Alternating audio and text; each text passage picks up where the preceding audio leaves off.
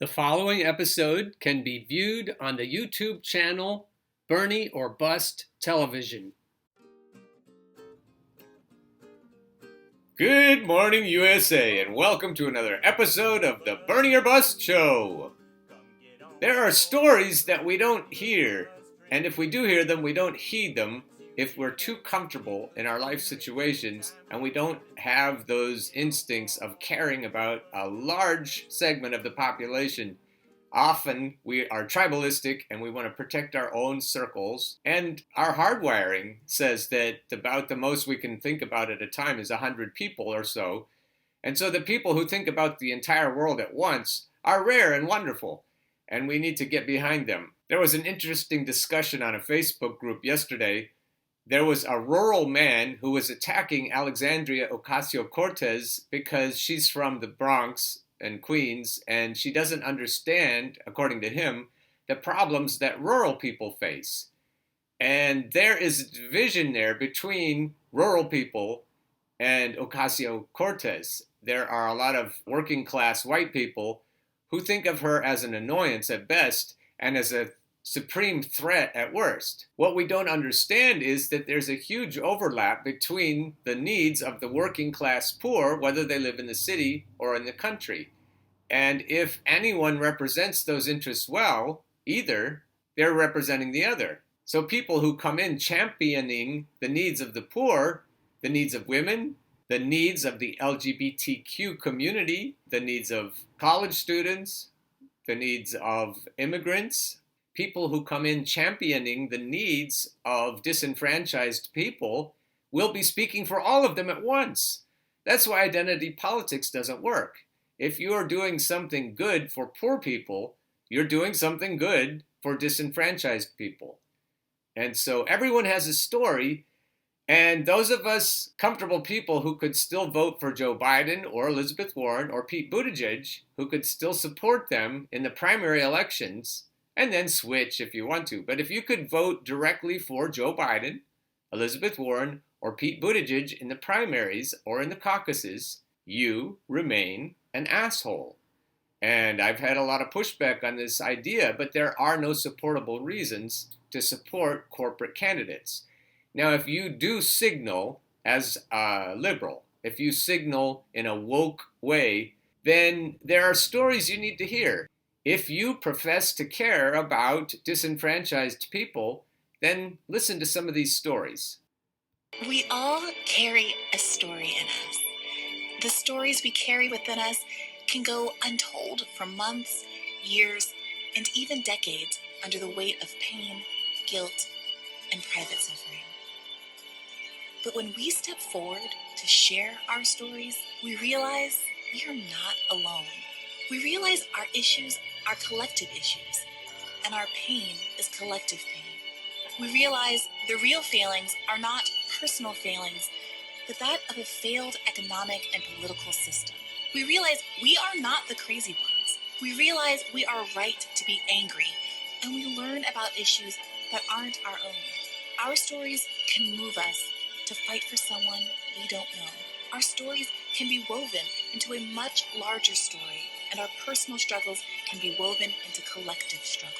A single story has the potential to move millions who see their story in yours.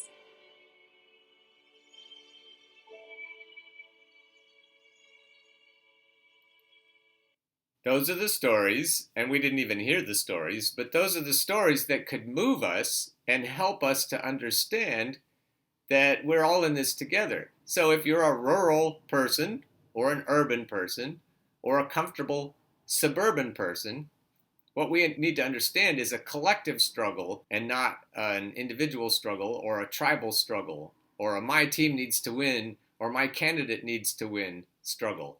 We're all in this together. And so we need to understand that the comfortable people who support corporate candidates are not going to help with their woke signaling. They're not going to help the people whose stories are sad and difficult that way. I worked for Hillary Clinton. Her attacks on Bernie Sanders are a big mistake. In a new Hulu documentary and Hollywood Reporter interview, Hillary Clinton perpetuates the false narrative that Bernie Sanders supporters are largely a gang of raging bros who spend all day trolling his opponents online. It's his online Bernie bros and their relentless attacks on lots of his competitors, particularly the women, Clinton said. The myth that Sanders supporters are predominantly raging young white bros whose driving purpose is to viciously troll and harass his adversaries took hold during the 2016 election and has been pushed relentlessly by his 2020 detractors. We know because although we avoided using the derisive term Bernie bro, we still bought into that narrative in 2016. We did so as outspoken advocates for Clinton, who Peter had advised during her first presidential run. Peter Dow, that is. Peter's history with the Clintons goes back to 2006 when he joined Clinton's team as a digital strategist. Soon thereafter, he became the internet director for her 2008 presidential campaign. He also worked for the Clinton Global Initiative and set up regular blog roundtables for former President Bill Clinton. Because of his personal connection to the Clintons and our belief that electing the first woman president was a worthy cause, we joined millions of Democrats in defending and promoting Clinton during the 2016 race. We all fought for what we believed in, and too many of us got caught up in a bitter internecine battle, but somehow only Sanders supporters were singled out as villains. In the intervening years, we have very publicly reconsidered the single-minded intensity of our Clinton advocacy and apologized for exacerbating divisions between Clinton and Sanders voters. In the process, we have come to realize the extent to which the term Bernie bro marginalizes and erases the voices of millions of people of color and women who are part of the Sanders-inspired Not Me, Us movement. Here is the irony. As we began to embrace Not Me, Us and express support for Sanders, a cadre of Sanders haters began trolling and harassing us with the same venom that they attribute to so-called Bernie bros. They impugned our motives and character, called us traitors and sellouts, and mobbed our Twitter threads.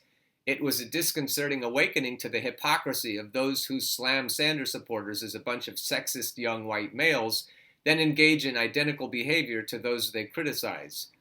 The lesson is unmistakable. There are angry and obnoxious supporters of all candidates. Isolating Sanders supporters and implying they are a misogynistic monolith is profoundly unfair.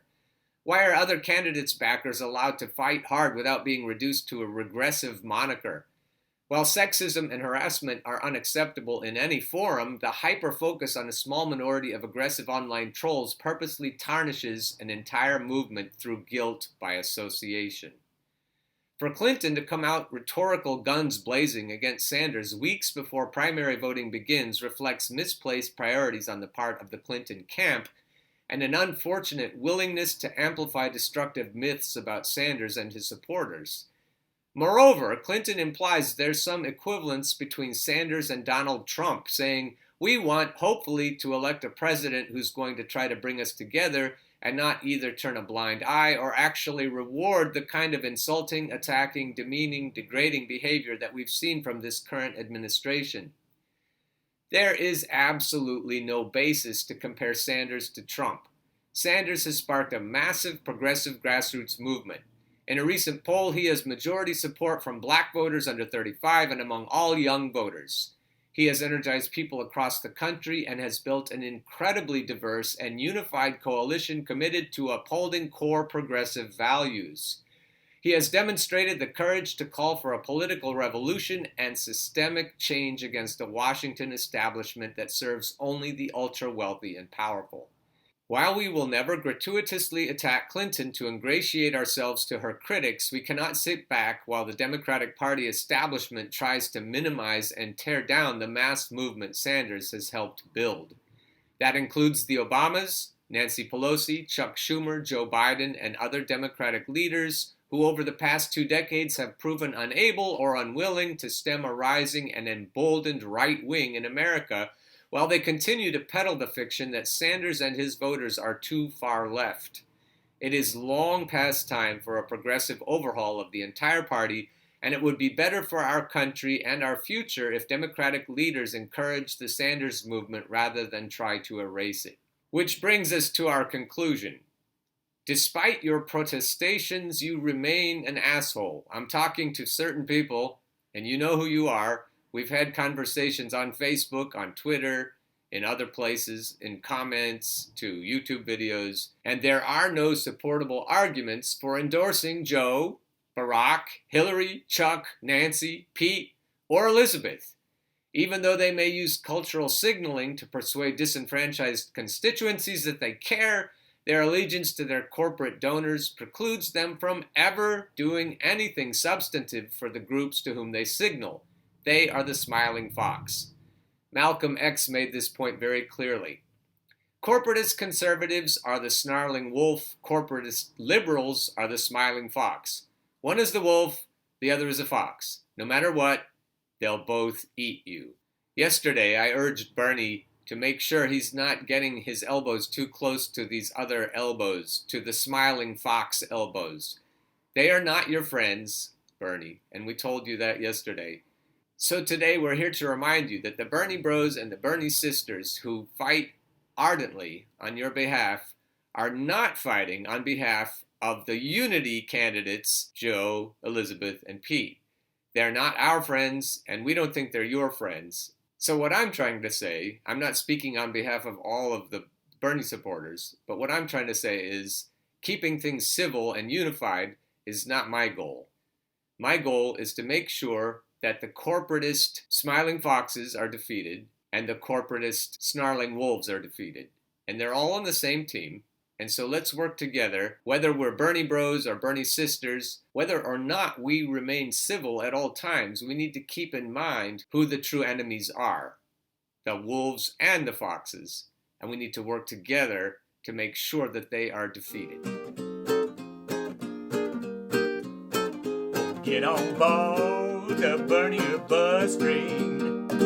Come get on board the Bernier bus train. Once you hear that clickety-clack, there ain't no time for turning back. Go get on board the Bernier bus train.